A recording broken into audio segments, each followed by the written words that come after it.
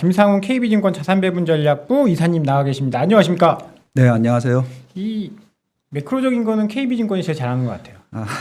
뭐 제가 이제 뭐 과찬이십니다. 패널이시라고 립서비스하는 게 아니라 저도 굉장히 즐겨서 보거든요. 예. 그래서 오늘 처음 뵙게 돼서 매우 영광이고요. 예. 오늘 이렇게 감사합니다. 중요한 날이라서 저희가 예. 어렵게 모셨습니다. 예. 오늘 시장 참여자들은 계속 만약에 지금 주식 관심 있어 하시는 분들은 요것만 계속 맞습니다. 눈여겨보고 예. 계실 것 같아요.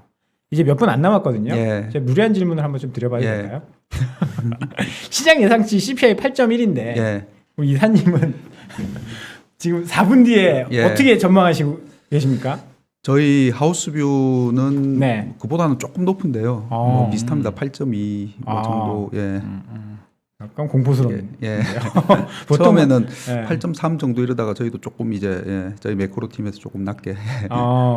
보통은 이러면 좀 잘 나오겠죠. 왜냐하면 이제 시장 친화적인 예. 그런 성향 때문에 예. 조금 낮게 나오지 않을까라는 이야기를 하는데 조금 예. 높게 보고 계십니다. 이유가 있을까요? 예. 그런데 그 지난달 이제 숫자에서도 그렇듯이 이제 중요한 거는 일단 다들 이제 그 기다리시는 꺾이느냐 안 꺾이느냐 그게 이제 그렇죠. 물론 꺾일 거라고 지금 이제 컨센이 형성됐으니까는요.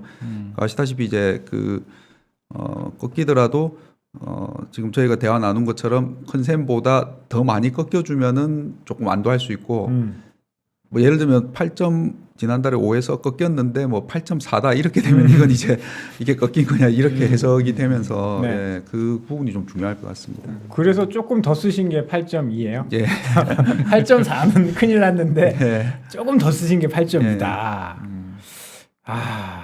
그러면 뭐 이게 갑자기 말문이 막혀버리는데. 아니 그래도 뭐 예. 8.2라도 저희는 괜찮을 것 같고요. 또 하나는 이제 뭐 아시다시피 전월비랑도 같이 봐야 되고 또 코어 그는 이제 또 물가라도 같이 이렇게 일단 숫자가 나오면은 그거에 따라서 이제 좀 그 브레이크 다운해서 세부 지표들까지 봐야지 해석이 좀 더 될 것 같고요. 네. 뭐 이제 이게 진짜 꺾여도 헤드라인 숫자는 꺾였는데 내용을 열어보니까 좋더라. 예 좋더라라든지 아니면은 이게 다음 달에는 더 예상보다 더 꺾일 수 있을까 더 낮아질까 아니면은 좀 아닐 것 같아 이제 그런 부분이 또 중요할 것 같습니다. 이사님은 이제 헤드라인만 보면 다 분석이 가능하시죠? 다 이렇게. 사실 다 브레이크 되고? 다운을 네. 저도 봐야지 조금 더 자세하게 말씀드릴 수 있을 것 같습니다. 예. 이제 뭐 2분에 나오니까 보고 이제 말씀하시면 예. 좋은데 이틀 동안 금리는 밀렸어요. 10년물 기준으로. 예, 그러면 맞습니다. 이제 예. 그 기대감이 어느 정도 반영이 되어 있다고 봐야 될까요, 저희가? 일단 금리가 그 미국 10년물이 이제 저희가 자료에서 3%를 넘어가면은 전고점이 2018년에 그때 한참 긴축한다고 할 때 그때 이제 3.25까지 올랐기 때문에 뭐 아무래도 기술적으로 일단 거기까지는 좀 열어두고 좀 봐야 될 것 같아. 근데 이제 10년물이 3.2에서 다행히 이제 조금 이렇게 내려왔죠 이제 보면요. 근데 그건 뭐 이 물가도 물가인데 일단 그 이틀 사이에 주가가 좀 하락하면서 안전자산 선호로 네. 그 좀 내려온 부분도 있는 것 같습니다. 안전자산 선호 때문에 예. 채권금리가 좀. 예. 그런데 지금 최근 보면 기대 인플레이션 그 이제 5년물 BI 예. 5년물도 꽤 급하게 꺾였거든요. 맞습니다. 예. 시장에서는 인플레이션이 꺾일 거라고. 기대는 분명히 있습니다. 네, 네. 있고 그래서 이제 이게 꺾이는데 이제 그 각도겠죠 중요한 거는 내려오는 각도가 그리고 2월, 3월, 4월 가면서 전쟁 전에는 분명히 1분기에 피크아웃 할 거고 높아져도 8%안 넘을 것 같아. 네. 예, 그리고 하반기 중요한 건 이제 하반기 숫자일 것 같아요. 하반기에 뭐 한 4%뭐 이렇게까지 좀 내려오지 않을까 예상했는데 전쟁 발발하고 고점이 8.5 나오면서 하반기에 지금 내려가도 뭐 5% 연말 뭐 이렇게 되니까 네. 팬데믹 이전하고 대비해 보면 높죠. 예. 네. 8%를 본 기억이 없는 것 같은데. 8%가 1980년대 이후에 그러니까 그 40년 만에 최고라고 하는데 네. 이제 70년대가 소위 말하는 스태그플레이션 네. 그때 이제 미국 물가가 두 자릿대 이상도 나오고 있습니다. 그래서 그 이후로는 가장 높은 숫자긴 합니다. 70년대엔 전 세상에 없었고요. 예. 그래서 본 적이 없었고. 그러면 그 미국제 이제 10년물이 예. 3% 최근에 보면 10년물보다 그러니까 장기물이 장기물이, 단기물보다 네, 예. 더 많이 떨어지는 예. 뭐 그런 현상들이 좀 예. 단기물이 많이 떨어졌었나요? 최근 이틀 동안? 최근에는 장기물이 많이 장기물도 떨어졌어요. 많이 떨어졌습니다. 예, 예. 이게 격차가 예. 벌어졌다 줄어들다 예. 하거든요. 예. 그런 현상들은 왜 일어난다라고? 방향성이 지금 예. 애매모호한 한참 상황입니다. 이제 그 한번 역전이 됐었죠. 10년하고 네. 5년하고 살짝 역전이 되면서 이제 리세션이다 경기 침체다 했는데 그 이후로 다시 확대됐다가 네. 이제 줄어들고 있는데 일단 단기 금리는 아시다시피 연준의 통화 정책 영향을 좀 더 받고요. 장기 금리는 이제 경기나 인플레이션 뭐 이런 쪽 영향을 좀 더 받는데 최근에는 이제 그 장기 금리가 좀 더 많이 떨어지는 부분은 아무래도 경기에 대한 우려가 좀 반영이 되는 부분도 있지 않나 싶습니다. KB가 맞춘 것 같습니다. 8.3이 일단 헤드라인 아, 떴고요. 예. 코어가 6.2가 떴네요. 이제 분석을 해주시죠. 네. 브레이크다운해서 브레이크다운을 해서 뭐 항목을 좀 보면 좋을 텐데 일단 아. 헤드라인만 보고 든 느낌은 약간 공포스러우신가요? 아니면 이 정도는 예상했다? 이제 이상 범위 아니긴 한 것 같습니다. 그런데 네. 이제 그 일단 헤드라인이 컨센보다 조금 덜 떨어지고 근데 그것도 그건데 코어가 컨센이 아마 6% 정도였던 걸로 알고 네, 있는데 네. 코어가 좀 못 떨어져서 이제 주가 금리에 지금 바로 또 좀 환율의 영향이 반영이 되겠지만은 일단 시장이 조금 실망도 할 것 같습니다. 나스닥 선물이 지금 급락하고 예. 있어요. 아까 1. 몇 퍼센트 플러스였는데 예. 마이너스로 돌아섰고 미국채 10년물이 지금 마이너스. 예. 왜 10년물은 하락하는 걸까요? 인플레이션이 높으면 예, 예. 금리를 올라가야 더 됩니다. 빠르게 예. 올려서 올라가야 되는 게 정상일 텐데 아직 야. 이제 시차가 좀 그런 부분도 있고 아마 사실 이거보다 더 낮게 났으면은 10년물이 2.95가 아니고 아마 2.9 가까이 쪽으로 더 떨어졌었어야 되지 않았을까. 그러니까 많이 못 떨어지는 거죠 지금. 원래는 이제 좀 낮아져야 되는데. 예. 네. 그리고 주가는 이제 좀 실망에 하락하는 것 같습니다. 그러면 조금 더 뭐 구체적인 내용이 나오기까지 이야기를 좀 이어보면 이제 5월 FOMC 보고서를 쓰셨어요. 예. 안도와 불안 사이 예. 애매한. 예. 네. 그게 어떤 의미입니까?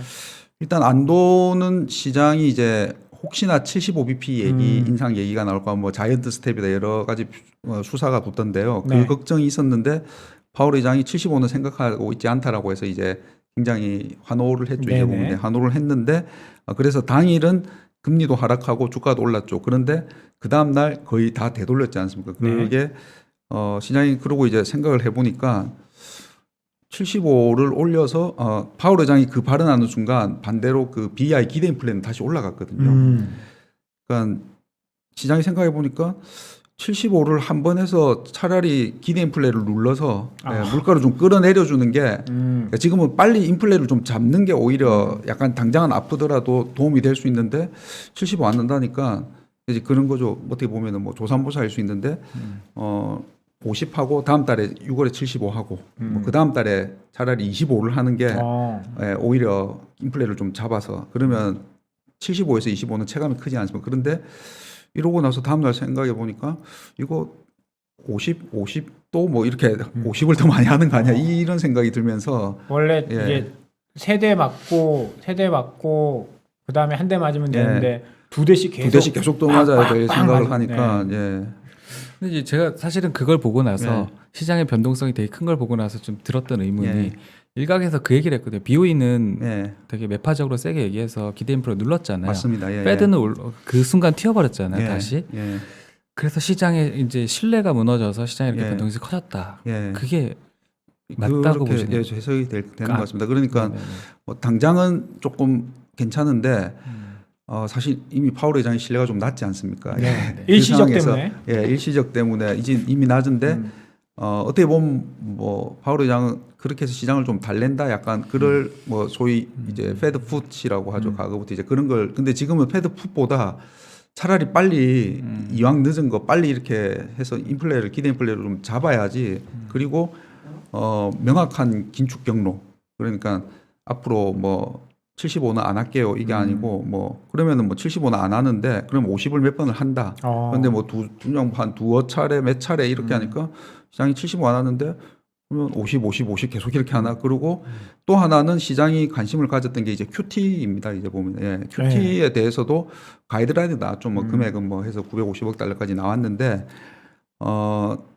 그렇다고 막 아직 아주 이렇게 뭐 명확하게. 디테일하게는 네. 예, 아니죠. 이제 보면요. 그래서 저희는 사실 금리 인상 횟수는 시장에 그래도 꽤 많이 반영이 되었다고 생각을 하는데 앞으로 중요한 건 QT라고 생각하거든요. 그래서 그거에 대해서도 시장이 좀 궁금했는데 그걸 좀 명확하게 가이던스를 못 준 게 오히려 좀 시장의 불확실성을 계속 남겨놓은 게 아닌가 싶습니다. 그러면은 저는 거꾸로 사실 좀 생각해봤어요. 예. 그럼 75bp를 얘기를 했으면 예. 시장이 괜찮았었을까요? 하면은 당장은 근데 그 아시다시피 정책과 시장의 반응 그리고 뭐 지금 경제지표 이런 것도 안 좋은데 그 컨센이나 예상했던 거와의 갭 차이가 시장의 변동성을 만드는 경우가 많지 않습니까? 근데 지금 특히 더 그런 국면인 것 같고요. 그래서 시장 뭐 꼭 시장대로 꼭 해야 되는 건 아니지만은 시장이 예상하고 어느 정도 한 거를 조금은 따라 이제 그대로 이렇게 좀 충족을 시켜줬으면은 변동성은 오히려 조금 줄었지 않았을까 예, 그런 생각이 듭니다. 네. 오히려 예.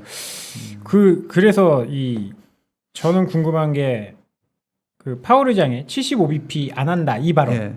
이거 믿을 수 있는 겁니까? 믿고 계십니까?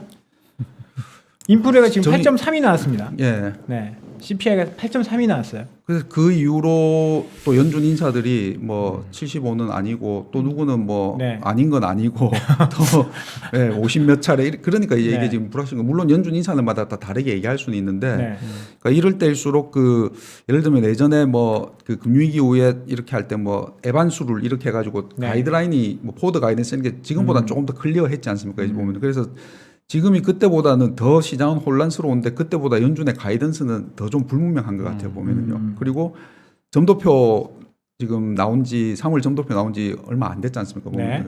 3월 점도표에 보면 물론 뭐 저희도 틀리고 뭐 시장도 생각이 계속 바뀌고 수시로 사후적인 해석인데 3월 점도표에 연말에 미국 기준금리가 2%안 되게 찍혀 있어요. 저는 네. 그렇지 않습니까? 근데 지금 중립금리가 2점 2.4 정도로 네. 조금 낮아졌죠. 2.5에서 2.37로 조금 낮아졌는데 네. 그런데 지금 그거 나오고 얼마 안 됐는데 연준 내에서도 그거보다는 중립금리까지 더 빨리 올려야 된다. 이러니까 지금 예, 좀 그런 것 자체가 불확실성을 만드는 것 같습니다. 이제 QT 말씀 주셨는데 예. QT가 이제 어떤 의미가 있고 이제 사실 예. 6월 1일부터 470억 불 얘기를 예. 했단 말이죠. 시장에 미치는 영향이 어떻게 될까요? QT가 저희가 좀 중요하다고 생각하는 게, 그러니까 기준금리 시장이 당연히 관심을 가질 수밖에 없고, 근데 기준금리는 저희는 이제 그래도 한 6월 FOMC 정도 가면은 시장의 생각과 연준의 생각이 갭이 조금은 줄어들 것 같습니다. 좀 점도표. 줄어들 것 같습니다. 네. 점도표가 또 다시 나오고 이제 뭐 그래도 어쨌든 물가가 꺾이긴 했으니까요. 그래서 아, 이거 꺾인 거 맞습니까? 그래서 조금은 시장과 연준이 이제 그 차이를 줄여 나갈 수 있을 것 같은데 QT는 그 지금 제가 차트 하나 준비한 거 보시면요. 네. 이게 이제 파란색 선이 연준의 총 자산이죠. 이제 많이 보셨을 차트인데요. QE 1, 2, 3 하면서 이제 연준의 자산이 해서 한 4.4조 달러 정도까지 이렇게 늘었죠. 그리고 중간에 이렇게 쭉 수평으로 가는 기간이 이제 테이퍼링, 그러니까 사주는 걸 이제 안 사주면서 이렇게 그냥 가고 그 다음에 이제 QT를 하면서 이게 줄었죠 보면은. 근데 그때 연준 보유 자산의 한 10%, 그 당시 한 4.4조 달러 가지고 있는데 한 4천억 달러 정도를 줄였죠. 그랬는데 이때 무역 분쟁이 터지고 다시 이제 경기가 망가지면서 이제 QT도 중단하고 다시 금리 인하로 바뀌었죠. 그리고 팬데믹으로 연준의 자산이 급격하게 늘어서 지금 9조 달러가 이제 넘어가지 않습니까? 이제 보면. 네. 그래서 연준 내부에서도 워낙 빨리 급격하게 자산이 늘었기 때문에 QT도 이때 금융위기 때 보시면은 거의 뭐 한 1년 반 넘게 동안 해서 한 4천억 달러 줄였는데 이거보다는 훨씬 빨리 많이 줄여야 된다라고 이제 얘기를 하고 있죠. 그래서 방금 말씀하신 것처럼 이제 뭐 400억 달러 해서 이제 뭐 그 900억 이렇게 가면은 올해 말까지 대략 한 4천억 달러 정도 줄 것 같아요. 근데 네. 이때 팬데믹 이후에 뭐 거의 2년 가까이에 줄인 거를 지금 반년 만에 줄이는 빠르긴 빠르네요. 빠르긴 빠릅니다. 네. 예. 그런데 이때 이제 뉴욕 연준이나 이런 데서 연구 결과가 QT를 4천억 정도 하니까 금리 인상 한 번에 효과가 있더라라는 이제 연구들이 있습니다. 물론 뭐 지금하고 상황이 다른 부분은 많이 있습니다. 그래서 저희는 연준이 이제 인상을 하는데 하반기쯤 가서 QT를 시작하고 나면은 인상 횟수는 그래도 조금은 줄어들 수 있지 않을까. 예, QT를 하기 때문에 같이. 그리고 내년까지 하면은 뭐 또 한 1.45조 달러까지 줄인다고 하니까는요. 근데 문제는 이제 이것도 마찬가지로 이걸 줄이는 각도입니다. 만약에 결국은 이게 시중에 풀린 돈이지 않습니까? 돈이 너무 풀려서. 그리고 연준이 그럼 뭐 그런 질문도 받았거든요. 왜 미국만 물가가 이렇게 높나요? 전 세계에서. 네. 네, 왜 그런 주요 거죠? 중에서 가장 높지 않습니까? 우리는 5%. 우리는 5% 좀 안 되고 네. 4.8이고 물론 이제 우리 통계에는 주거비가 빠져 있어서 선진국의 이제 집값 같은 게 빠져 있어서 반영이 안 된 부분도 있는데 왜 이렇게 높나요? 왜냐하면 팬데믹 때 돈을 가장 많이 풀었기 때문에 예, 그런 영향도 있죠. 그래서 이거를 빨리 연준이 만약에 줄여 나가다가 물가가 떨어지긴 하는데 생각했던 것보다 만약에 덜 낮아진다면은 연준이 이제 더 이걸 속도를 더 높인다고 하거나 저희가 제일 남은 좀 변동성 요인 중에 하나로 생각하는 게 혹시나 MBS를 매각한다고 하지 않을까라는 부분입니다. 매각 예. 올해 매각이 얘기한다면 너무 빠르지 않을까요? 맞습니다. 예. 그래서 국채는 안 할 것 같고요. 만약에 연준이 국채를 매각할 기미가 보이면 미국 10년물 아마 바로 4% 넘어갈 것 같아요. 근데 그러면 너무 시장의 충격과 큰 아니, 근데 곤란을 저도 줄 것 같아서 그 예. 이야기를 사실 KB증권에서도 예, 보고자료 예, 나갔잖아요. 시간이 지나면서 예. 사실 MBS는 기니까 예. 이거를 못 맞춰 스케줄을 못 맞춰서 예. 결국은 MBS 매각할 것이다. 할 가능성이 예. 근데 국채도 비슷한 상황 아닌가요? 비슷한 그 스케줄대로 보면 예, 예. KB에서 나온 예. 스케줄대로 보면 예. 950억 달러를 내년부터 뭐 풀로 한다라고 치면 네. 국채도 조금씩 부족하던데요. 맞습니다. 맞습니다. 예. 그런데 국채를 내다 판다면 방금 말씀드린 것처럼 너무 시장에 충격을 크게 줄 것 같아요. 보면은. 그리고 한번 생각해 보시면 지난해 말에 테이퍼링을 이제 빨리 한다고 할 때 예상보다 당겨진다 할 때 연준 내에서 매파들이 MBS부터 테이퍼를 하자라고 얘기했죠. 예, 그게 왜냐하면은 미국도 지금 물가가 이렇게 높은 것 중에 미국 물가의 33% 3분의 1이 주거비이지 않습니까? 그래서 결국 여기도 주택시장의 이런 과열이나 이런 게 물가를 높이고 그래서 연준이 어느 순간 가서 안 되겠다 이거를 좀 어떻게 해야겠다라는 생각을 해서 근데 이것도 이제 파월 의장이 지금까지는 그냥 재투자 상한을 중단해서 한다고 매각은 고려하지 않고 있는데 만약에 MBS를 매각 쪽에 시그널이 나오면은 저희는 남아 있는 금리의 제일 변동성 요인으로 그거를 좀 생각은 가능성은 그거 좀, 이제 제가 보고 있습니다. 반론을 좀 예. 드리고 싶은 예.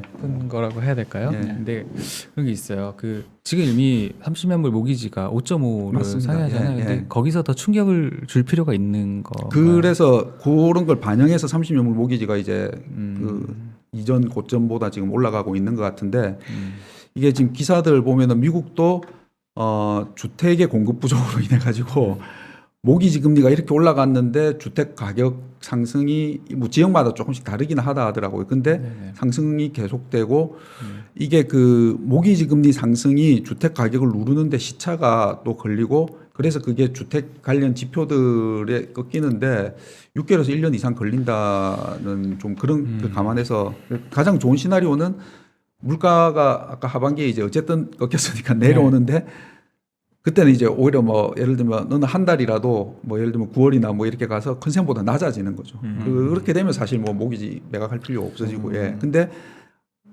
안 낮아지는 거예요. 낮아는 지는데 예상보다 덜 낮아지는데 그 안에 이유 중에 하나가 주택 가격 때문이다. 그래서 연준이 안 되겠다. 예, 이렇게 판단할까 봐 저희도 뭐 안 그러기를 바라고는 있습니다. 저 궁금한 게 그런 게 있어요. 예. 18년에 아까 말씀하셨지만 10년물 3.2랑 예. 모기지가 한 3%? 5% 정도 돼서 5%, 4.9. 예. 거기서 사실은 맞았잖아요. 예. 그러니까 못 버텼다는 건데 예. 지금 그 레벨이거든요. 맞습니다. 그럼 이제 연준이 예를 들면 국채를 이제 팔진 않더라도 연장 안 하면 예. 그 10년물 금리가 거기서 올라갈까요? 빠질까요? 그때가 2018년이 지금 여기에 없는데 그 장기 중립 금리 있지 않습니까? 그 연준의 정도표의 장기 중립 금리가 보통 미국 30년물 제일 장기물 금리의 상단으로 작용을 했지 않습니까? 보면 네네. 그런데 장기 중립 금리를 발표한 2012년인가 이후로 그 13년 이후로 처음으로 미국 30년물 금리가 장기 중립 금리를 넘어갔던 적이 그 2018년입니다. 근데 그때 이제 16년까지는 막 유가가 100에서 20달러 가고 막 다 전 세계가 디플레이션 걱정이었지 않습니까? 그러다가 16년 말에 트럼프가 당선되고 막 부양한다고 그 매크로도 경기도 턴하고 전 세계 수출 잘 되고 우리도 수출 한국도 좋았죠. 그래서 그때 이제 연준이 옐런 의장이 그럼 우리 다시 이제 올린다. 그때 근데 시장 뭐 경기 좋으니까 그리고 시장이 예상하는 17년에 분기에 한 번씩 4번 올렸죠. 근데 18년에 가서 무역 분쟁이 터져서 시장의 매크로에 대한 눈높이가 꺾이려고 하는데 그때 이제 트럼프 대통령이 연준 의장을 파월로 바꾸죠. 이제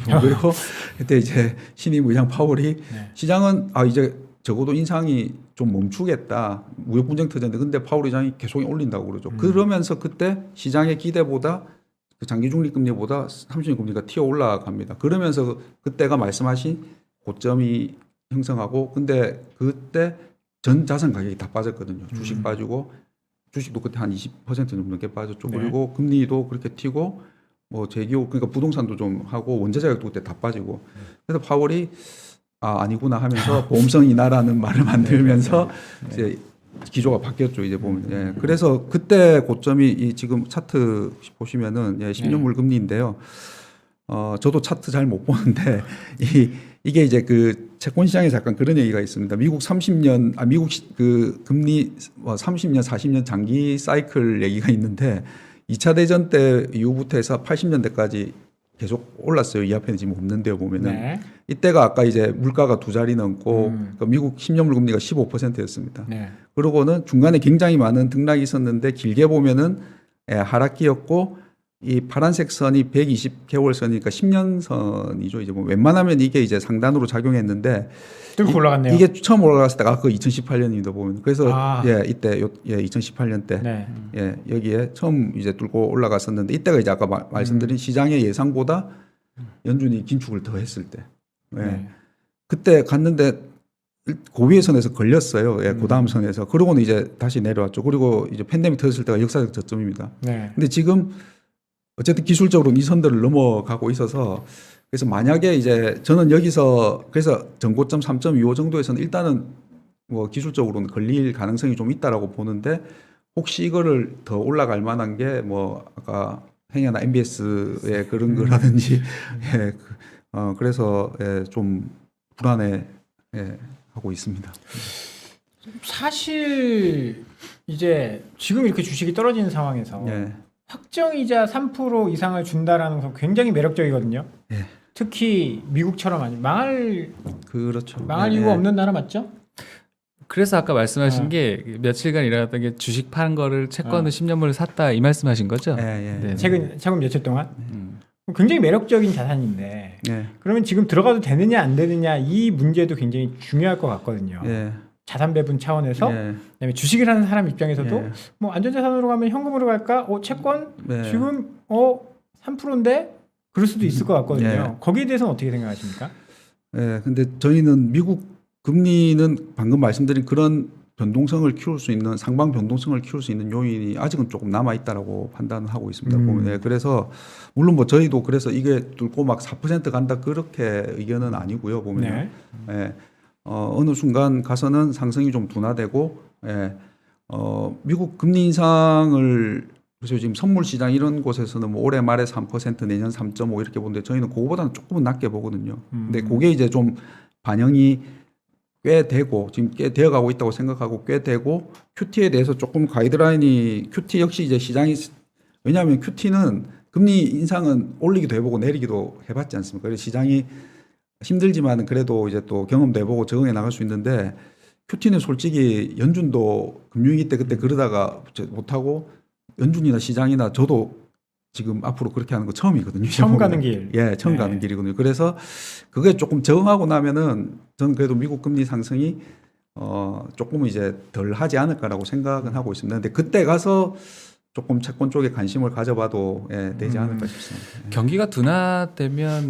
경기가 둔화되는데 물가가 계속 이제 고점을 유지하면서 갈 수가 있는 건가요? 아니면 경기 둔화되면 물가는 그냥 빠진다고 보면 되나요? 그래서 뭐 또 많이들 해주시는 질문이고 가장 이슈가 스태그플레이션이죠 이제 보면. 근데 그 인류 역사상 스태그플레이션 어떻게 보면은 그 아까 저희 우리가 얘기했던 70년대 미국 그때 한 차례밖에 없죠 이제 보면. 성장률이 그때는 빈번히 마이너스, WDV에 근데 이번에 GDP 마이너스였습니다, 미국.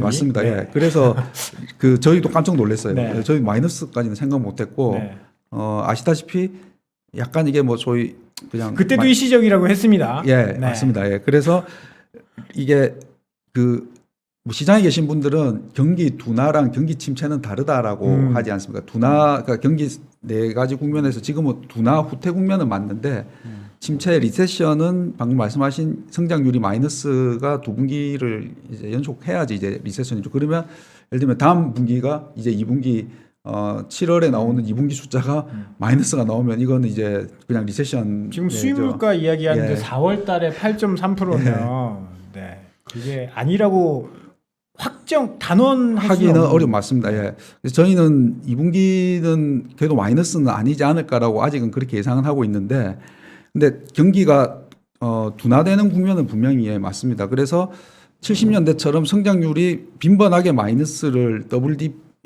마이너스를 기록하고 물가가 두 자리 가는 스택은 아닌데, 그 질문 주신 것처럼 경제학에서 말하는 경기랑 물가랑 약간 시차를 두는데 어쨌든 같은 방향이죠. 그래서 근데 지금 거꾸로 가니까 이게 이제 걱정인 거죠. 이제 올해 미국 성장이 그래도 한 3% 하려다 하다가 지금 2%로 낮아지는데 연간으로 예, 만약에 이게 2밑으로 내려오면은 시장은 1을 보면 아마 0을 생각하지 않습니까? 시장 속성상. 뭐 저희는 아직까지 그 정도는 아닌데 어쨌든 스태그플레이션처럼 느끼는 건 분명히 많습니다. 그런데 그래서 이제 경기가 나빠지면서 수요를 죽여가지고 물가를 끌어내릴 수는 있을 것 같긴 합니다. 근데 내려와도 아까 말씀드린 것처럼 5%다. 하반기에 연말에 미국 내려와서 5%면 막 8을 한번 받기 때문에 오면은 굉장히 낮아 보이는데 팬데믹 이전하고 생각해 보면 보통 팬데믹 이전에 미국 물가가 연준 목표 2% 위로도 잘 안 갔잖아요. 그러면 네. 엄청나게 높죠. 네. 그리고 경제 주체들의 기대 인플레는 일반 경제 주체들은 아무래도 좀 후행적인 부분이 있으니까 굉장히 높은데 성장률은 3에서 2, 1 이렇게 떨어지면 힘들죠. 근데 그렇게 돼서 수요가 이게 뭐 좋을지 모르겠는데 수요가 죽으면은 물가를 조금 더 빨리 끌어내리긴 할 것 같습니다. 그럼 어쨌든 금리 상단을 다 본 건 아닌 것 예, 같다는. 아닌 것 같습니다. 예. 왜냐하면 이제 요즘에 3%대에서 예. 채권 사보자는 심리들이 좀 많이 있는 것 같아요. 그래서 예. 일반인들은 그렇게 생각할 수 있거든요. 하실 수 있죠. 예. 네, 근데 은행 금리나 이런 예. 것들 뭐 예. 다 봤을 때 그래서 저는 지금 뭐 그 어느 때보다 변동성이 크지 않습니까? 이제 보면 채권의 변동성이 무부지수 이런 것도 뭐 역대급으로 크고 저희가 이제 저희 자산 전략부에서 이렇게 뭐 자산 배분 이렇게 해서 각 이렇게 의견내서 하는데 그 YTD 기준으로 이제 연간 수익률 기준으로 크게 자산을 보통 주식, 채권, 대체로 나누지 않습니까? 그런데 대체 말고 주식, 채권이 같이 이렇게 마이너스인 거 저도 처음 보거든요. 예.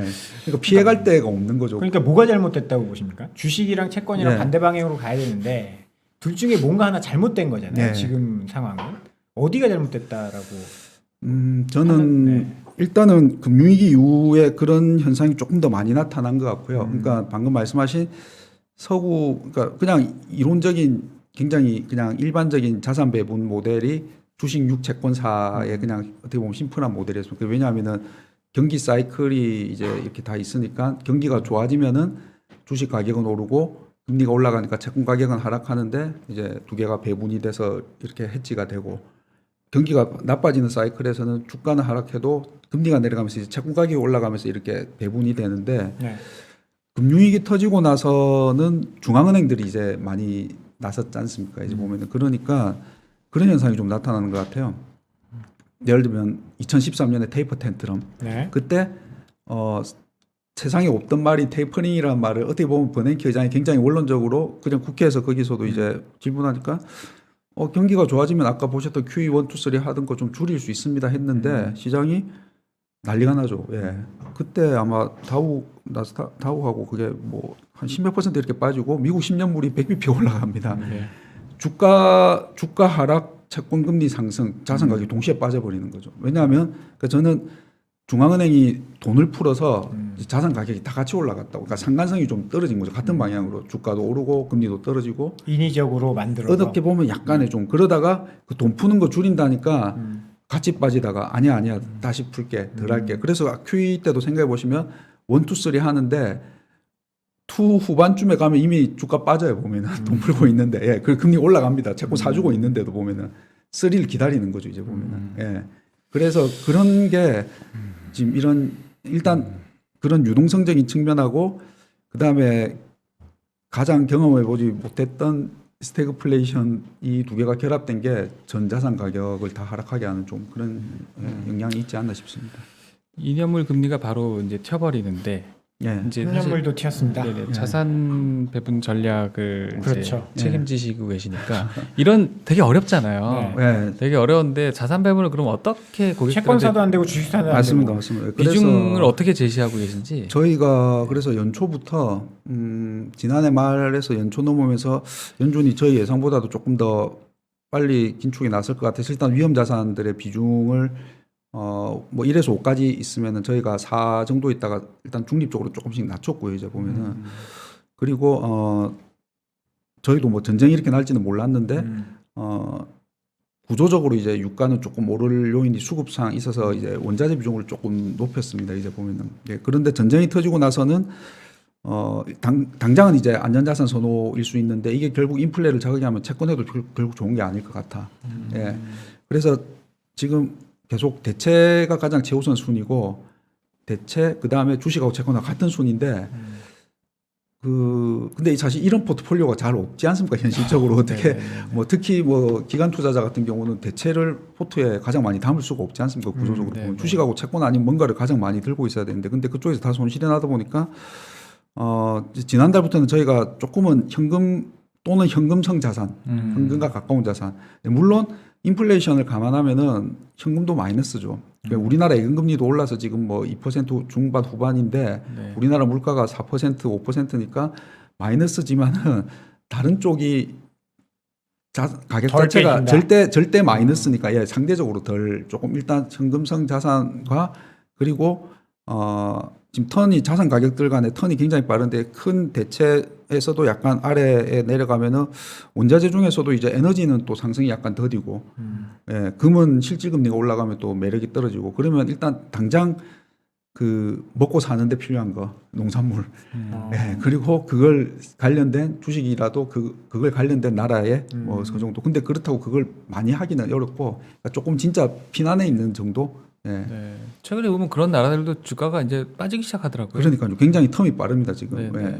시장에. 그래서 이거를 계속 뭔가 자산 배분을 하면 할수록 되게 힘들어지는 상황이에요. 네, 맞습니다. 그래서 사실 이럴 때는 뭐 소위 쉬는 것도 투자다라는데 이미 그 쉽진 않으실 것 같습니다. 보면은 그래서 저희는 6월 아까 말씀드린 이제 사실 뭐 전쟁이 끝나면 제일 좋은데 그리고 중국 봉쇄가 끝나면 제일 좋은데. 그거를 예단하기 어려우면은 다른 측면에서는 일단 그래도 6월 FOMC 정도가 지나고 그러면 이제 대략 2분기 숫자들이 조금 나오죠. 예. 그리고 약간 안개가 걷히는. 예, 조금은 그때 되면은 다시 좀 그래도 방향성이 나오지 않을까 싶습니다. 오늘 약간 마지막에 그래도 살짝 기대를 했었는데 이사님이 맞춰버리셔가지고 KB가 딱 그러니까 맞추셨네요. 못 맞추면 내가 놀려야지 그랬는데 맞춰버리셔가지고 지금 약간 뭐 그런데 이제 명확하게 이걸 좀 볼 수 있어야 되니까 명확하게 볼 수 있어야 되니까 내일 또 KB증권의 보고서를 좀 기대를 해보도록 하겠습니다. 이걸 또 어떻게 해석을 해주실지 오늘 늦은 시간까지 좀 도움 말씀 주시느라 고생 많으셨습니다. 뭐 다음에는 6월달에 FOMC 날에 한번 뵐까요? 그때 한번 모셔서 고견 한번 좀 들어보고 싶습니다. 오늘 수고 많으셨습니다. 감사합니다. 감사합니다.